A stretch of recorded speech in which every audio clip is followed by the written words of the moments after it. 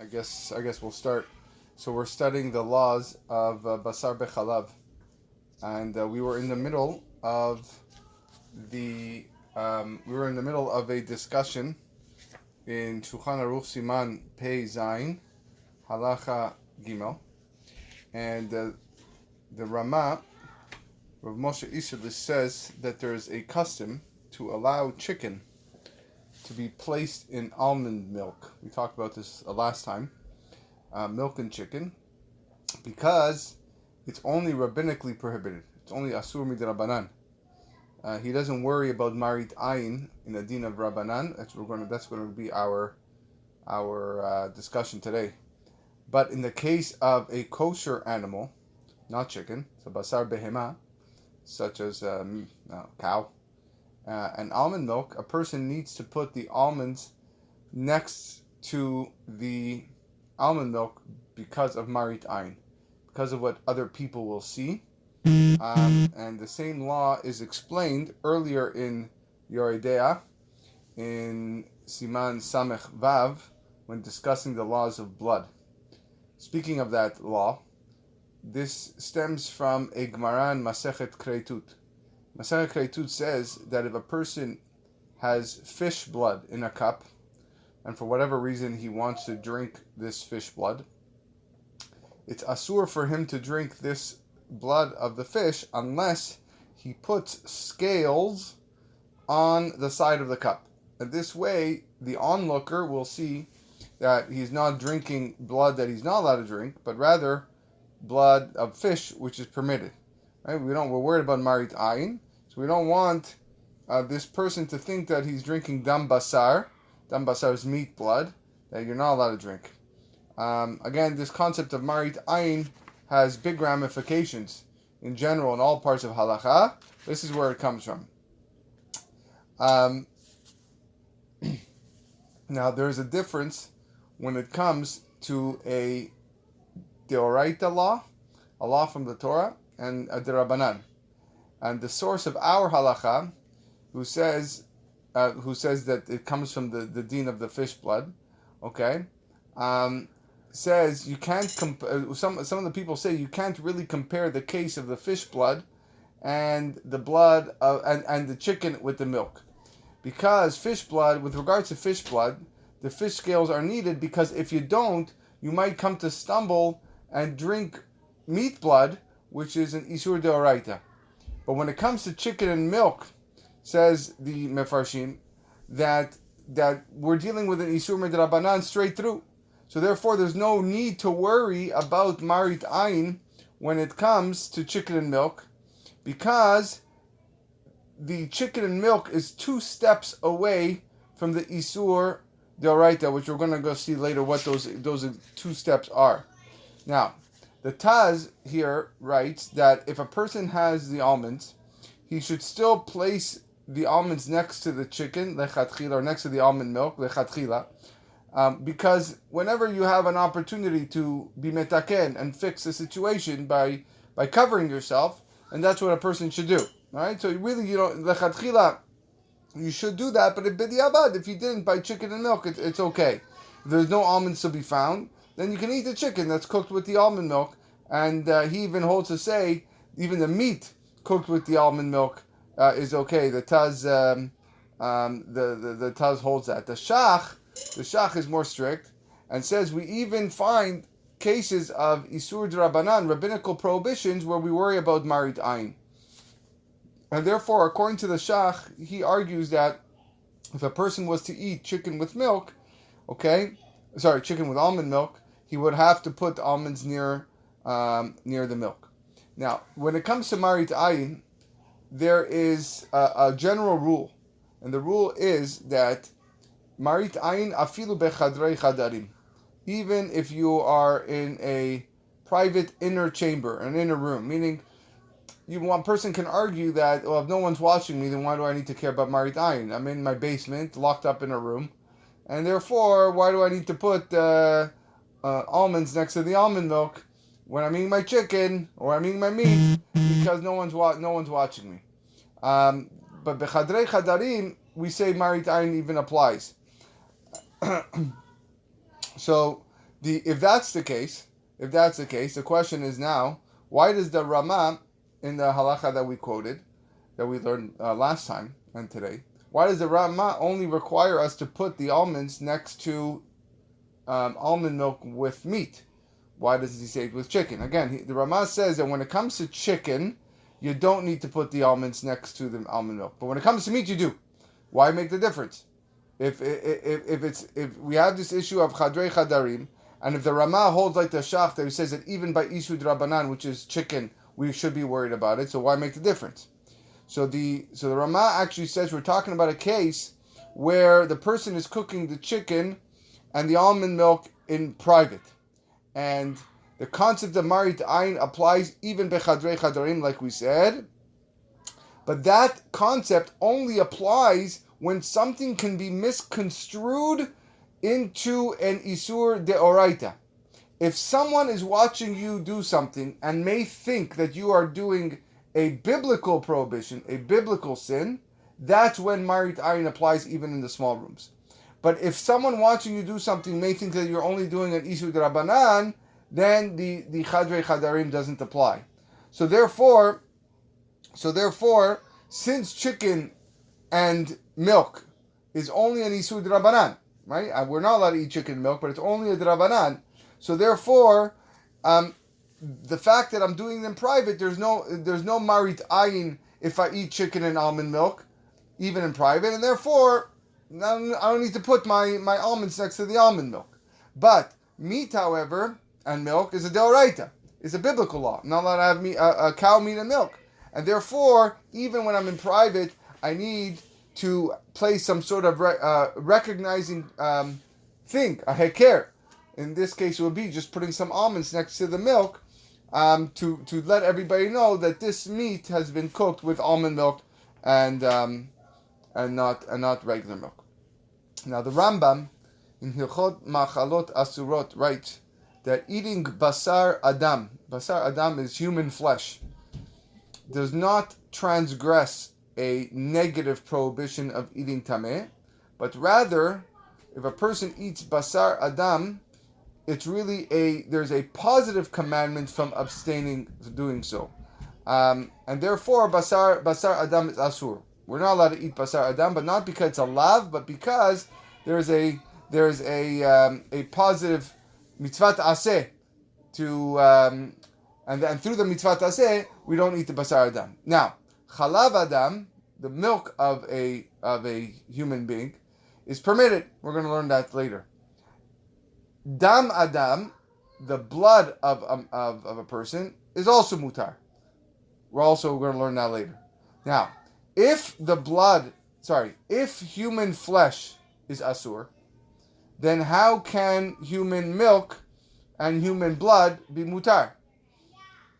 Isn't there a law that says that anything that comes from something tameh is also tameh?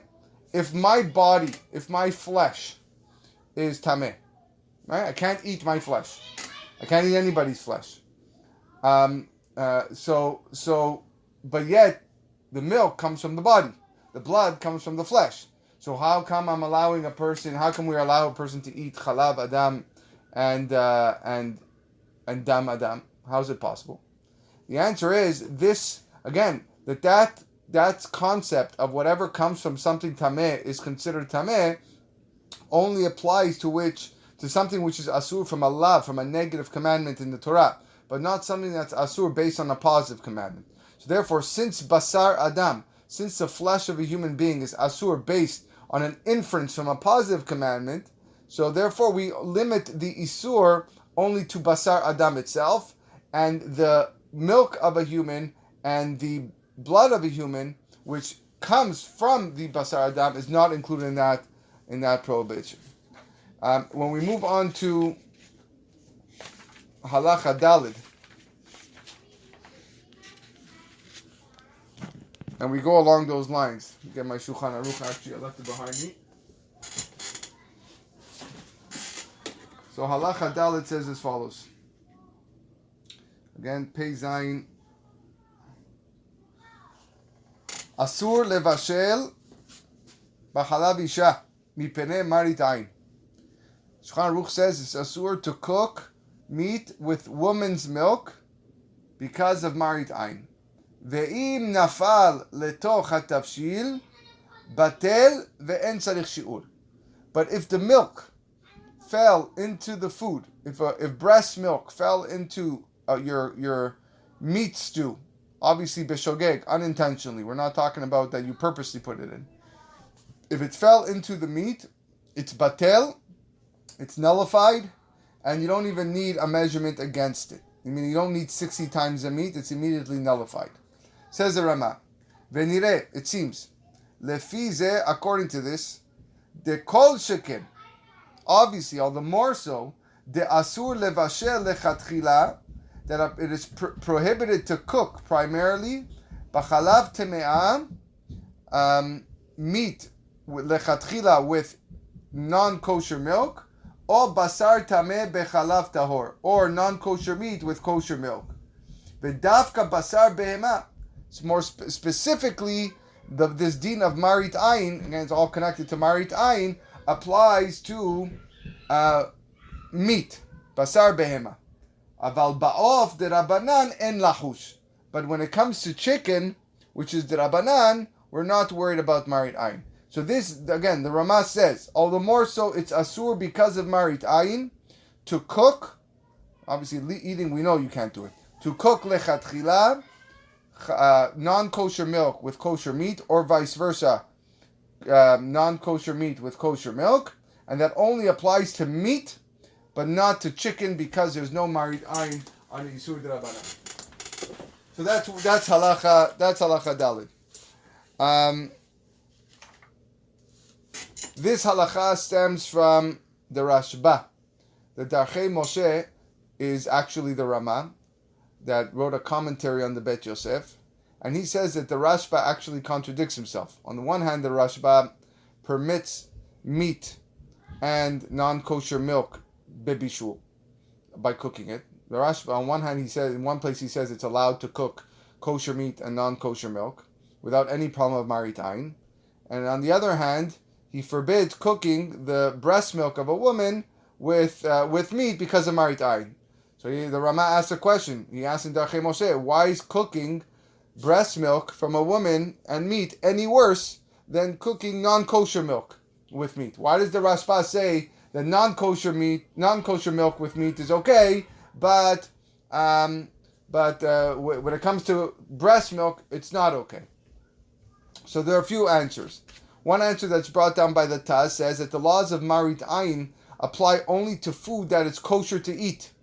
So in the first case, when we have kosher meat and non-kosher milk, the food is asur to eat. You can't eat the non-kosher milk. The milk is asur. So therefore, there's no need to make a gzeira, a decree, a rabbinical enactment about Marit Ayin. But in the case of basar tahor, of kosher meat and breast milk, that food technically is permitted to eat. A person is allowed to drink breast milk. Many of us, when we were little infants, drank breast milk. All right? And kosher meat obviously is allowed to eat. So the Chachamim have to make an enactment when things are kosher to eat. They don't need to make an enactment when things are not kosher to eat. No one's going to make a mistake with non-kosher milk. But they will make a mistake with halav isha. So therefore, they have to make an enactment of Marit Ayin. The Chachamim need to make the Gzerah of Marit Ayin in order to prevent people from eating Basar BeHalav mideoraita. The Shach gives another answer. The Shach says there's a big difference between bishul, cooking, and achila. There's no reason to make a Gzerah on cooking because there are many reasons why a person could come to cook non-kosher milk or vice versa. Maybe someone is sick, for example. There's reasons, there's areas in sakana. But by achila, but when it comes to eating, you can see if the person is sick, and therefore, if someone is not sick, there's a gzerah of Marit Ayin. So we see that there's other differences. So now the Ramat says, kol sheken, all the more so it's asur. The Ramat says that if basar tahor, if kosher meat and breast milk cannot be cooked together because of Marit Ayin, then it logically follows makes sense. It's kal vachomer, says the Rama, that kosher meat and non-kosher milk, or vice versa, cannot be cooked together lechatchila because Marit Ayin. That's what the Rama says. So when it comes to Marit Ayin by cooking, it's important to know that these issues that are involved when it comes to what are we dealing with? Are we dealing with something that is derabanan, such as chicken and almonds? Is it dealing with something that a person may actually come to stumble and eat, such as chalav isha and basar? So those things are important. The Shach argues actually with the Rama, and the Shach says that basar tme'ah, non-kosher meat and kosher milk are actually mutar to cook lechatchila. He argues with the Rama. He's more lenient. And he says because there's no Marit Ayin. There's no Marit Ayin involved because a person, again, is not going to come to eat anything, non-kosher meat. I'm not worried that the guy's going to go eat pig. It's not happening. So if a person wants to cook it lechatchila, go ahead. I don't have to worry about Marit Ayin. There is no Marit Ayin when it comes to cooking, says the Shach. And therefore, when it comes to almonds don't need to be placed by the pot even when it comes to meat. But when it comes to chicken and meat, the Shach is more machmir than the Rama, like we said before. The Ba'er Hetev is a wonderful commentary on Shulchan Aruch. If ever one day you want to learn Shulchan Aruch and you don't want to learn all the Mefarshim, then I suggest you learn the Ba'er Hetev, because it is in the Ba'er Hetev it has a condensed. It takes the Taz and the Shach and condenses them very small, so it gives you the tidbits of what you need to know, and sometimes he even adds his own. And therefore, sometimes when you find a set of Shulchan Aruch in its condensed version, you will find Shulchan Aruch in Ba'er Hetev. So he takes a different approach, and he says in all these cases over here, we're dealing with bishul, we're dealing with cooking. Nothing here has to do with eating. He says the gzera of Marit Ayin, the rabbinical enactment of what other people can see or what they will see and what they will assume, applies in a person only in a case where one mistake in assumption will lead to the transgression, will lead to the avera of the lav midoraita. But if a person needs to make two false assumptions in order to transgress the lav, then there's no need to make the gezerah of Marit Ayin. Meaning it's easy to make one mistake.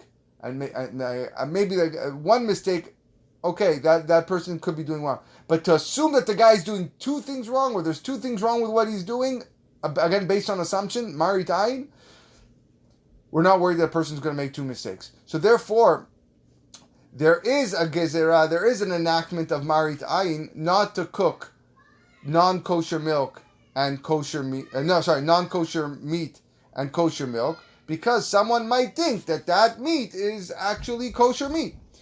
No one knows that wasn't shechted properly. So therefore, we have to make a gezerah. We have to put the almonds next to the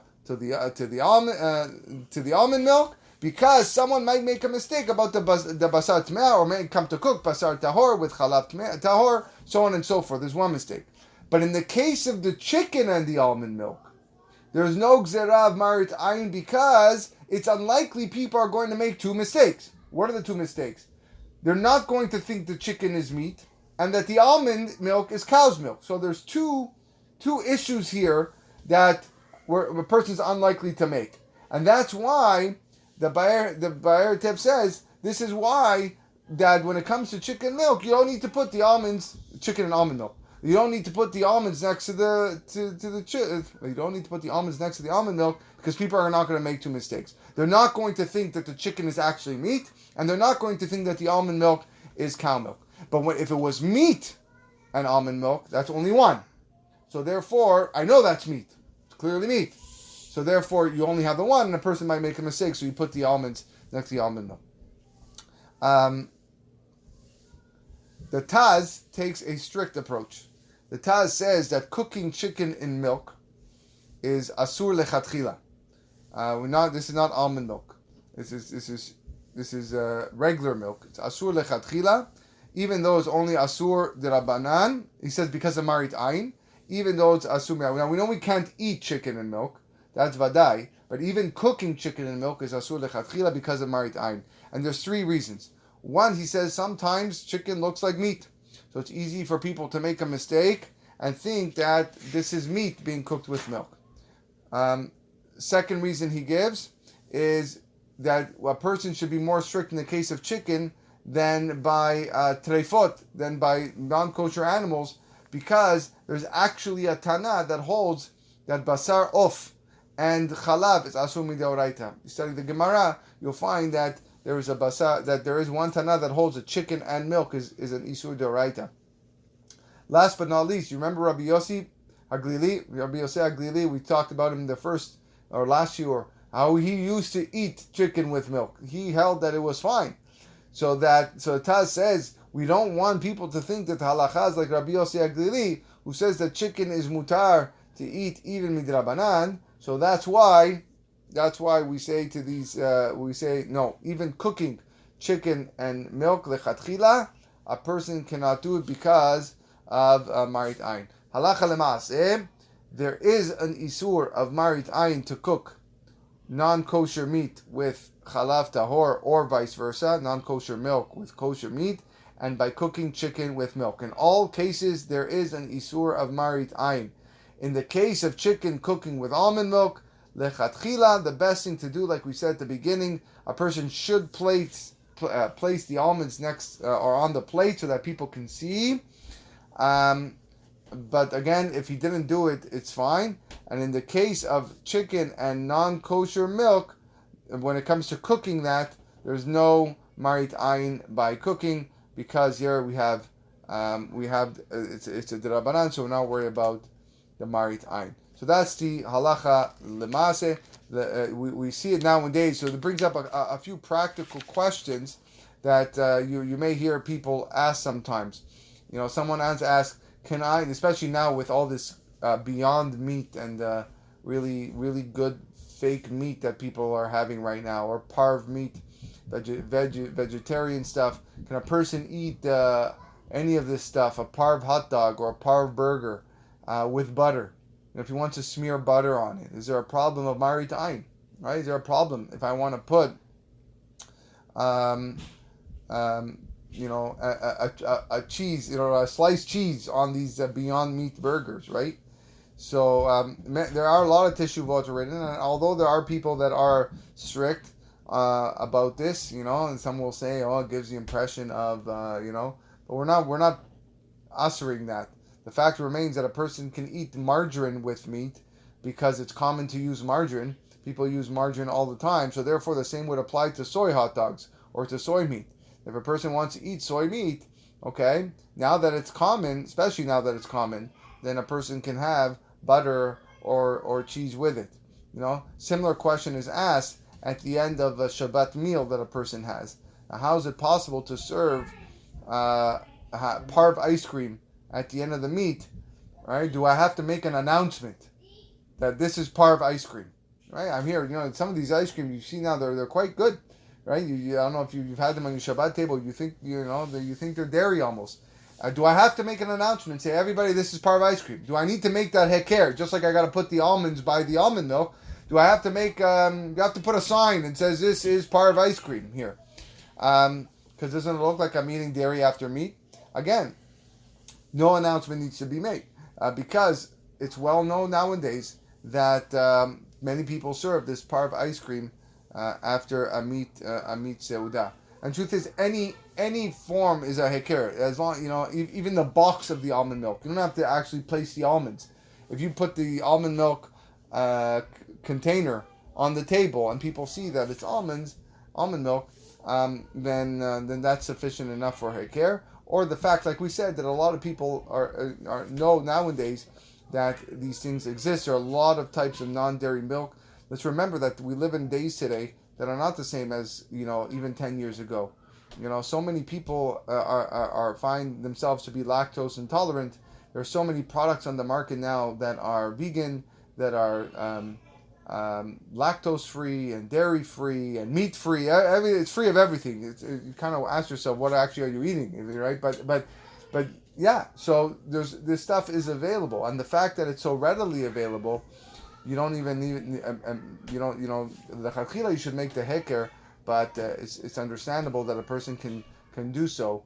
I'm not worried about the Marit Ayin issue, and that's why you will go to weddings, and you will go to weddings in the days when people went to weddings, and you'll have a cup of they'll serve coffee at the end of the thing, and you'll see some almond milk there, and it looks like milk, it looks like cream in a little cup over there, but it's almond milk, and there's no sign that says this almond milk because it's accepted, especially that it's separate from the meat, right? So it's one thing if it was on the table and you're eating with the meat, vaday, then this halacha applies like we learned today, and you would have to put the almonds there.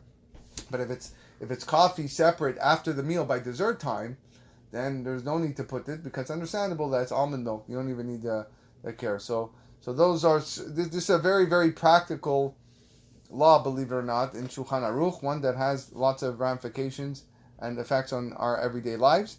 And thank you guys for joining. Nice crowd today, Baruch Hashem. I hope everything is well. And again, I apologize for the last couple of weeks, but hopefully we'll continue with a few more halachot next week, Bezrat Hashem. Have a great night, everyone. Take care.